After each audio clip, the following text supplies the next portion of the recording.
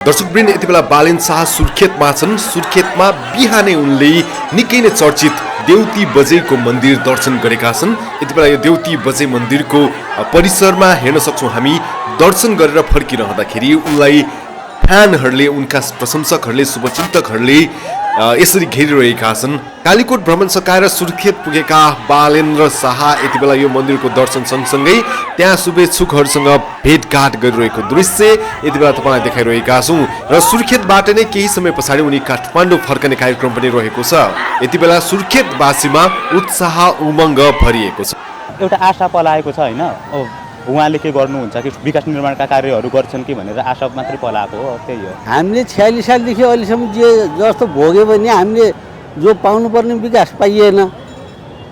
तर अहिले चाहिँ हाम्रा छोरा नाति पनालीलाई अलिकति नयाँ धारतिर चाहिँ गएपछि केही न केही निकास आउँथ्यो कि भन्ने आशा। युवाहरू नि अब शिक्षित हुँदै गयो भनौँ न। अब त जे होस् पहिलाको भन्दा धेरै मात्रामा चाहिँ शिक्षाहरू पुगिसक्यो होइन। सबैले परिवर्तन नै चाहने हो आफ्नो ठाउँतिरको, अनि युवाहरूले नि त्यही चाहन्छन् अब भन्ने। सबै दललाई भोट हालियो, हामी विकास गर्छौँ भनेर त आए, जिताइयो।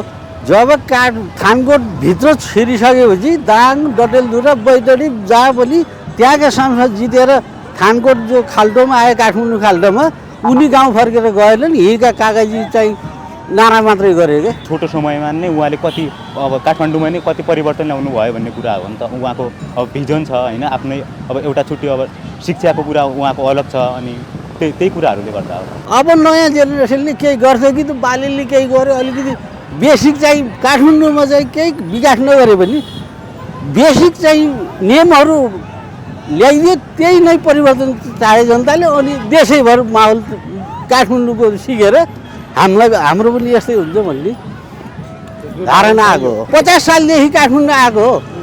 काठमाडौँमा पहिला देखेको फोहोर मैला र अहिलेको खास उनी आएर बेल्छ त चलाएनन्। तर नियम चाहिँ बसाले नि। हामीले जब गुट्खा खाएर थुकी मैले हामीलाई जरिवाना पऱ्यो नि।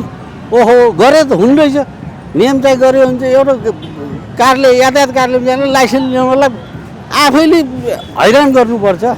त्यो त सहज रूपमा हामीले पाउनुपर्ने हो कि। 64 सालमा प्रचण्डले केही गर्छन् कि भन्ने भरोसा, हामी त आशा र भरोसामा बाँध्ने मात्रै भयौँ। अहिले पनि त्यही हो। अब पुरानाले गरे यसले गर्छ कि भन्ने मात्रै हो, आशामा हो। अब त्यो अलिकति 3 वर्षको पिरियडमा काठमाडौँमा गरेको हिसाबले आशाले 75 जिल्लामा नेपाल राज्यभरि जितेर आए भनेपछि गर्छ नि भन्ने त्यहाँनिर आशको त्यहाँनिर मात्रै हो। अहिलेको मतदाता पहिलाको जस्तो 48 सालको जस्तो छैन, 64 सालको जस्तो छैन। अहिलेको डिजिटल युग आइसक्यो। बालनप्रति चाहिँ त्यही आश छ।